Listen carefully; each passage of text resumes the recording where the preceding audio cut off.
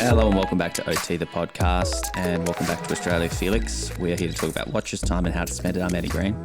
Specifically, we're here to talk about how we spend our time in Dubai. I'm Felix Schultz. Well, one of us has been gallivanting around the globe and one of us has been base camp Barry. So much gallivanting. You had a lot of fun. And I feel like you were trying to make me a little bit jealous along the way.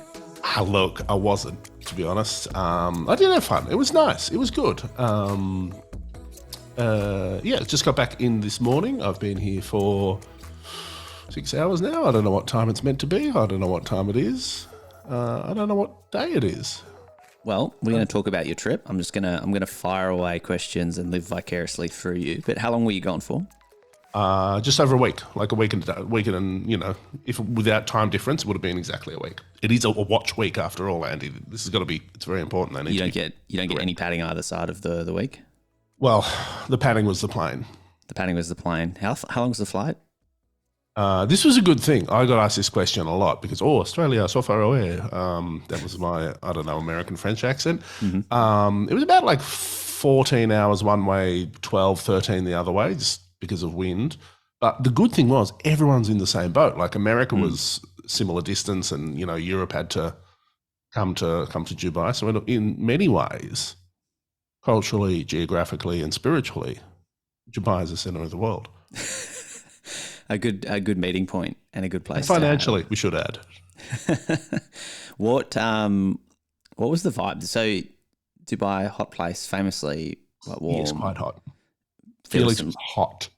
Yeah, I bet. There was some rain? We'll get to the rain. Okay. Top level Dubai.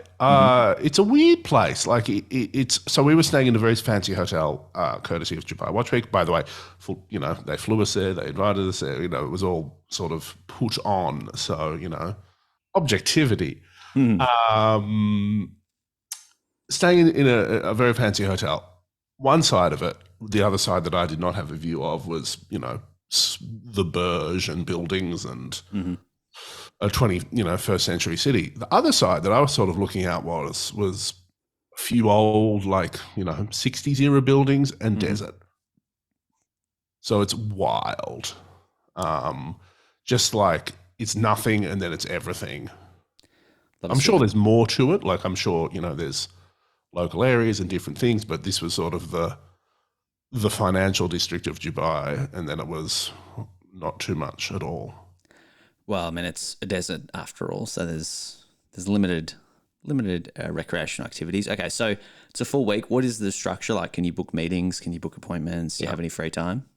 Before that, I do want to talk about two things.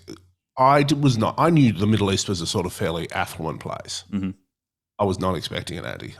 Yeah, I did see you put up an Instagram story and it was like a Lamborghini, like, oh, the valet is crazy. And there was like 2 supercars. And I didn't message you, but I thought, Felix, you're in Dubai. Like that's a high school kid's car. Yeah. By about day 2, no, it wasn't the Lamborghini I was interested in. It was the Rolls that was next to it. If I wasn't interested in a Mercedes, if it wasn't an AMG, I wasn't interested. G-Wagon, boring, unless it's Brabus. Like the hecticness. I don't know cars, but one of the other journalists was like, the number plates is the game as well. Like there's the whole, 1-digit sort of. Yeah. And the watches as well. So we'll talk about the structure of Dubai Watch Week which we will now refer to as DWW or whatever else, because saying Dubai Watch Week repeatedly is not great. So breaking news: Dubai is a very wealthy area. I have never, not even in Switzerland, not even in Geneva, not even at the front of the Patek booth on the Patek party night of the Patekiness, seen the rarity and exclusiveness of these watches. Richemille Ultra Thin, like the new one. I love that you're surprised. You haven't watched enough Dubai-based reality TV. No. It's not something I've ever dug into. But fully set. The Chamath from Watch Advice was saying he saw. I think it was him saying he saw 2 people with like the fully set Jeans meeting each other for the first time. Yeah. So it's a whole different world. I mean, there's pages dedicated to abandoned supercars where people just pull up somewhere and then they just park it, or it gets towed, or anyone wearing Royal Oaks were like G-Shocks, Andy. It was, Yep. Phenomenal. It's a complicated place with a complicated way of making money. All right, tell me about the structure of Dubai Watch Week. Physically, the structure on day one was great. Day two needed some work, but so it's like one long hall in the middle. It's a permanent, pretty like semi-permanent building, and that's sort of where the majority of the brands are. Everyone, like the biggest brands there would be like Breitling, Tag Heuer, Grand Seiko. They had like a little sort of 6 meter long, booth. Some of the smaller brands would maybe share two to a length, and then there'd be even smaller ones in the middle. Where it was just like it's like a conference stand, like an expo, but sure. Mostly it was independents. Mostly it was everyone from FP Jean to Jacob & Co to Louis Vuitton had some space through to ID Genève, Ming. Simon Brett was there, Ressence, all the who's who of independent watchmaking, all conveniently stocked by Ahmed Siddiqui, was there. And it was the vibe for me, and this is I talked about in an interview with someone, this is potentially a bit too much of a deep cut for people listening, was the Palace at Basel World, which was and Andy's shaking his head going, you wanker. How could you? Which was where like all those cool indie brands hung out. It was like outside of like, it sort of had that, well, we're the counterculture, we're not Rolex vibe. Basel adjacent. And it's where all the cool kids at Basel hung out. I didn't hang out there. Did you get a photo with Max Buser?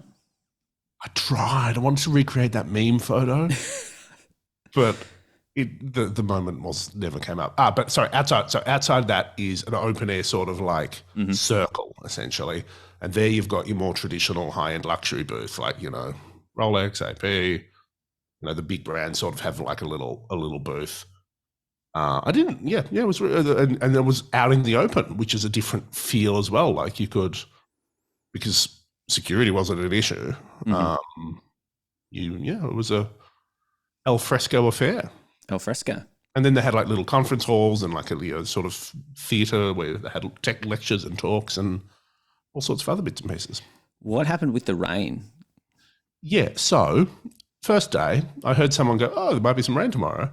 Then apparently I was asleep at 4 a.m. It was like sheets, like people's hotel rooms were sort of flooded a bit, and lightning, thunderstorm, and essentially, because it's a temporary structure, and because Dubai has not apparently invested particularly much in plumbing, it caused some severe damage. So from 4 a.m, it was very wet. We got a little thing, on Instagram at about 8 a.m. saying, "Oh, fair's been closed." I told some people, they thought I was joking. I wasn't. But by 2 in the afternoon or whatever, it was back open, and honestly, it was a pretty minimal disruption. Like, I do not want to know what they did or how much money they spent hiring every single vacuum cleaner in Dubai to suck the water out of the carpets, because just the full wet vac experience. Yeah, interesting. Okay, so that was a little disruption, I imagine. Apparently Dubai gets 25 days of rain a year. And also apparently they do cloud seeding, which people are like, "Oh, it's a cloud seeding." What is cloud seeding? Like making clouds.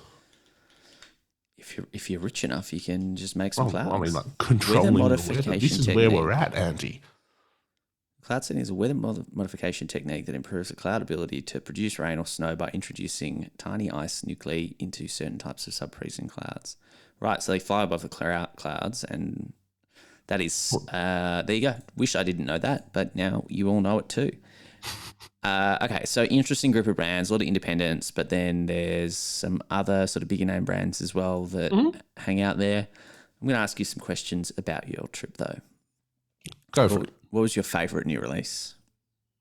The one I was most impressed by was still in a prototype was the Ming LW01. Okay, so you're in on Ming.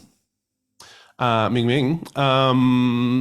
Yes, yeah, I really liked it, because it's cool and it's sort of not the sort of thing you'd expect a brand like Ming to do. Basically, they think they've created the lightest watch in the world, the lightest mechanical watch. How light is it?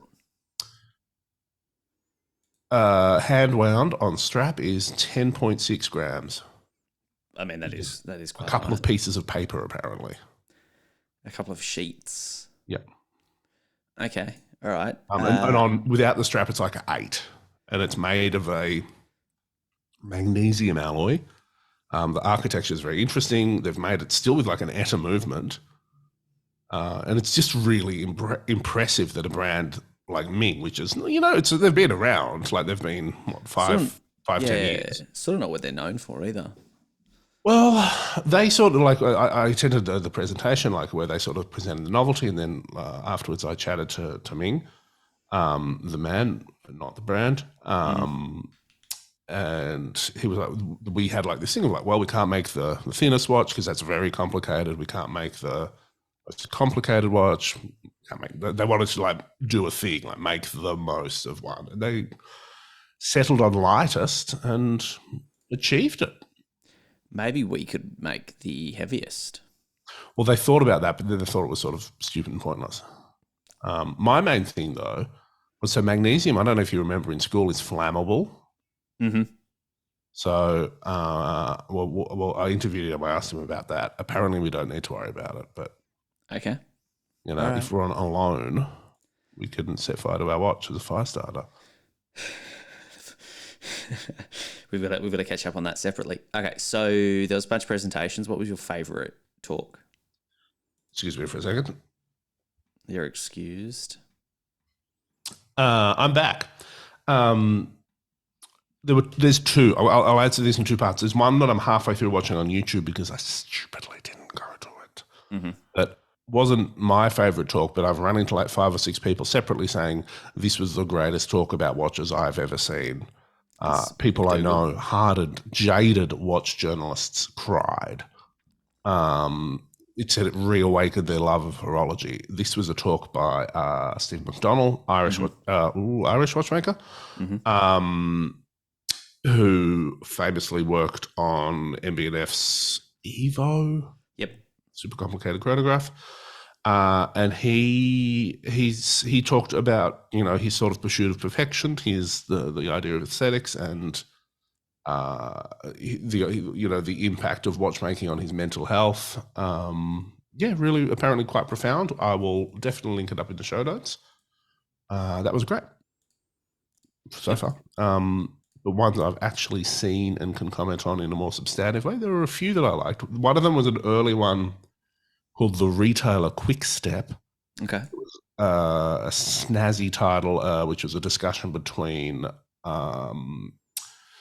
a few people, significantly the chief commercial officer of Siddiqui, Mohammed Siddiqui, who a few years ago was very frank, at a similar sort of talk saying, you're not going to get your watch, which people was maybe kind of, at the time, kind of shocking for a retailer to just say, it's not going to happen. Not everyone that wants a Nautilus is going to get one. It's not how this works. Okay. Yeah, that was really good. Recommend that. Another one I liked was, and this was a kind of cool thing because it wasn't planned, because it was a discussion between Philippe Dufour, Waco, and Daniela Dufour, Philippe's daughter. That wasn't planned. That wasn't on the schedule initially, but it was meant to be a discussion with, I think, Danielle Dufour and Jean Arnaud, but Jean Arnaud had to, go attend to business. So we got a lovely sort of look into how Daniela Dufour is, sort of, it seems like stepping up to take over the reins from her father. And that was interesting. And also all on YouTube. So I'll put some links in the show notes. We need to get Danielle on for a chat. Maybe. Speaking of actually, chats, that was another thing. Got a good few chats, and also found a few people that I want to chat to and that we will chat to. Like ID Genève, Yeah. The guys that recently raised money with We were just Leonardo talking about DiCaprio. them. Yeah, we were talking about them. I went to their sort of presentation on, sustainable steel and stuff. Interesting guys. Really, Legit. Checks out. I don't know. I mean, I never know with sustainability, but they seem serious about it and they seem cool. Nice. All right. What was your favorite hang? Favorite catch up? It was really good, actually. It was really the big thing for me, and this is an indirect answer to your question. I went into it, and I know a lot of other sort of people that hadn't been to a Dubai Watch Week before went into it for going, okay, this is going to be like Basel. I need to fill my day in 20-minute increments. Mm-hmm. And that wasn't really possible. Or maybe it was, but it wasn't needed. The structure of it was so that you could.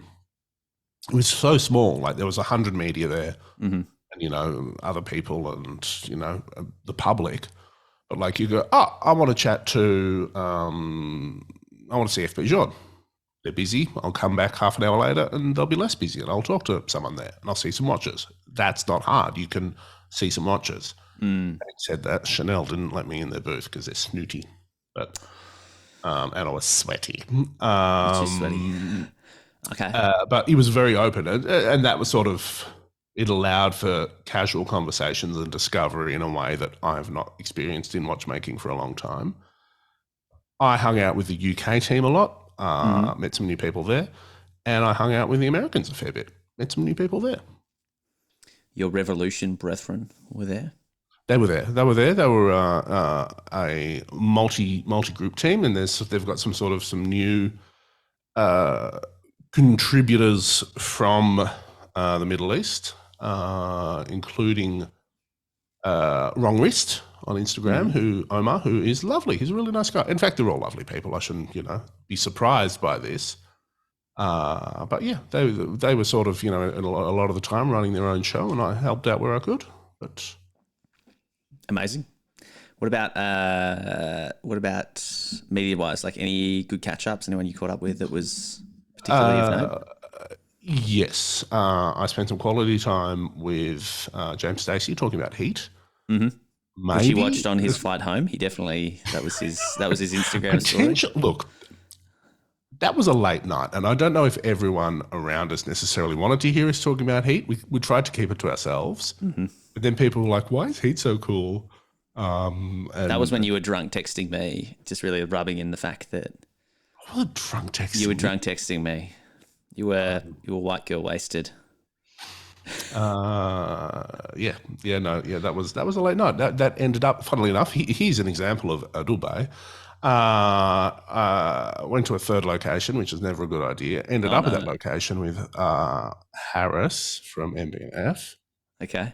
Stephen McDonnell, of aforementioned watchmaking fame. Roger Smith was there, obviously, and a bunch of other people. Look at you. We don't need to know what the venue was. We can move on. All right. The only place that was open at that time of the morning. Whatever you tell your partner.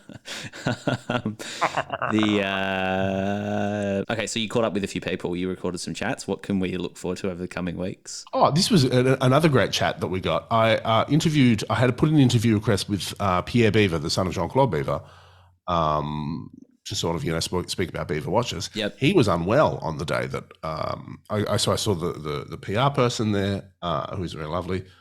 She sort of came up and said, I've got some potentially bad news.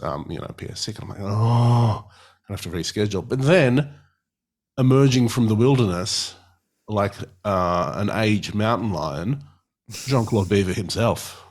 So I just had a lovely chat with Jean-Claude. He snared JCB.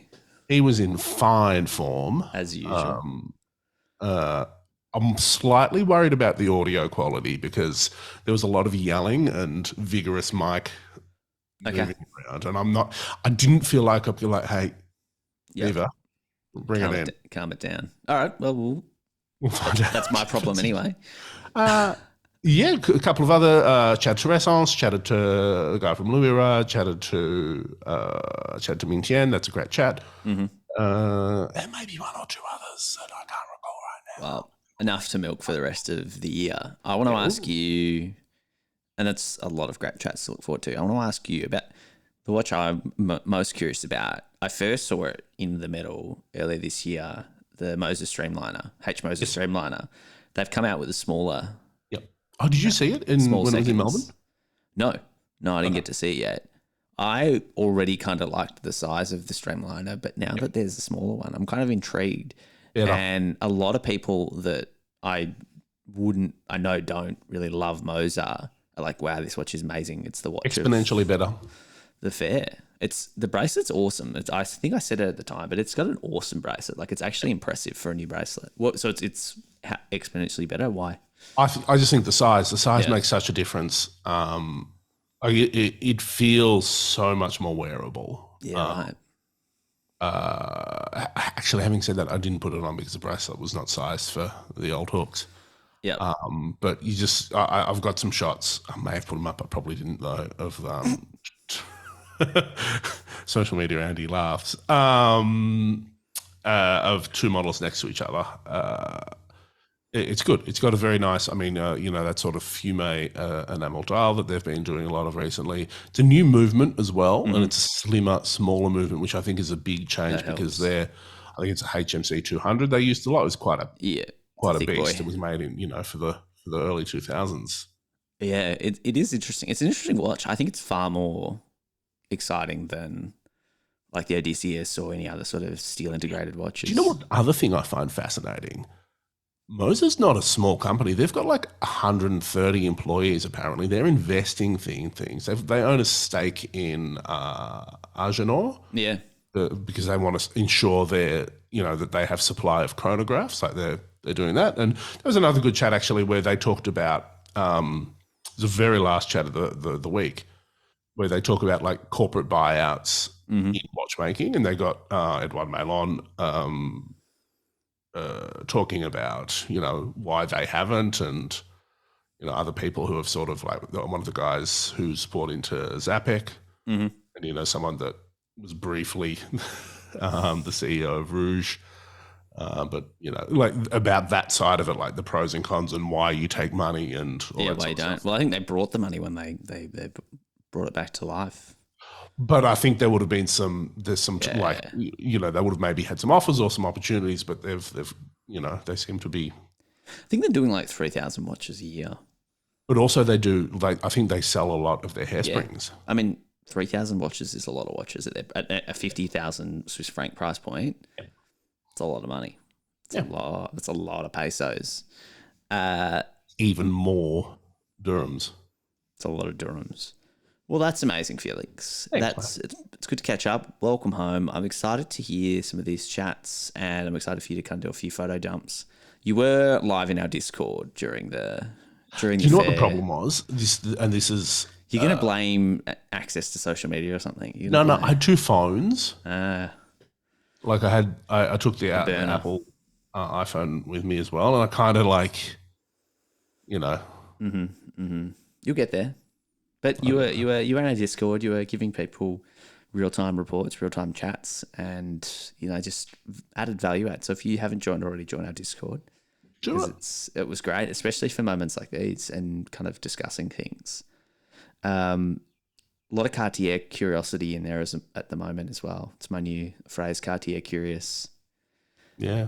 It's kind of sweeping through our Discord. I was in Brisbane and I went into the Cartier boutique there because I just feel like you have to, and put on the manual line. What'd you see?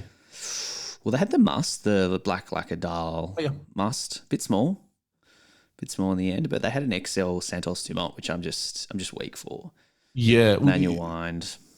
Yeah, I mean, look, I think you need to branch out from Rolex. Oh, I absolutely need a Cartier. Absolutely. It's just, it's a matter of when, not if. I got a question for you. I know you got to go. What, from your view from afar, what was the most interesting thing about Dubai Watch Week for you? That you enjoyed yourself. Not the only person, like, and obviously I won't say who, but like other journalists were like, this is good. Well, when you talk about Basel's like just traumatic, like 20-minute intervals, no time, no food, 12, 14-hour days, just a constant grind. This seemed like a bit. You were having fun. It was good. Seemed like a good crew there. Yeah, and I think for me, like professionally as well, like really useful to network, and that's like one of the sort of stated aims of it. And sure, it helps the the Siddiqui name and brand recognition and all that. It makes them more influential, as if they're not influential enough. But yeah, it was really good. We help where we can. Otherwise, I think the releases were pretty good. I think the brands there, I was kind of a bit like, these aren't brands that I'm super, super caring about at the moment, but they made me care. Like they turned up. I mean, Chopard, their releases actually, the Alpine Eagle Summit. The gem set ones? Yeah, man. Yeah, that looks sick. Yeah, there's the sapphires, they've got the white gold, and they've got the... Oh, it's also this is an interesting thing. So the releases are divided up. Like there's global launches that happen there, like the Moser Streamliner and the HM11 from MB&F, which is very impressive and very expensive. And there's also like regional specific ones that are quite cool too, and they've typically got green dials and Hindu-Arabic numerals. But yeah, that's I think there's like 20 watches released all up. Yeah, not many. It's kind of also a lot for late in the game. And some genuinely cool stuff. Well, from the brands though, so it's not an overwhelming. Like you're not going to miss heaps of stuff. There or from afar. Whereas Basel was just you'd be lucky to see 10%. Yeah, and I think the brands like I can't remember who I spoke that it's not commercial, and they said they didn't feel that pressure of like the retailers going over there, like which obviously is a concern of. Yeah, from that point of view. So, well, I mean, it's a retailer hosting it. Yeah. But I mean, I was just impressed with the late November release. Even the Spig Marine ripples, sort of with the green, metallic green. Very muted, very minty, little pistachio boy. It was sort of is less more. Maybe that's my question. Less is more, and maybe spacing things out and having breathing room, which, to be fair, is a bit of a pre-pandemic situation and what we sort of had before all of that. Anyway, Felix, as you said, you got to go. You got to run some errands, I believe. We got to run some errands. We've got other things to do. I'm sure we'll find someone who's put a list together of all of those 20 releases. There's things from you listener in. Oris had a nice Pro Pilot. Oris is kind of cool. The Oris is kind of cool. What else? What else was there? There's a one I haven't showed you, and we're going to have to talk about it with one of the parties involved. We'll have to get them on. Okay. Coming out. It's very cool. I'll send you some private messages. Okay. All right. There's Doxer. There's Fred Constant. There's a bit. But I mean, my pick's probably the Streamliner, and the Alpine Eagle is slowly winning me over. It's wearing me down. It does that, doesn't it? A stone, a lake just getting softened. My hard edges are getting softened by the, especially much like the precious metal case. Oh, it is. Yeah. Chopard, Alpine Eagle. Someone buy me one. All right, Felix. The usual nonsense. We have a lot of exciting things coming up, so make sure you subscribe and you don't miss out.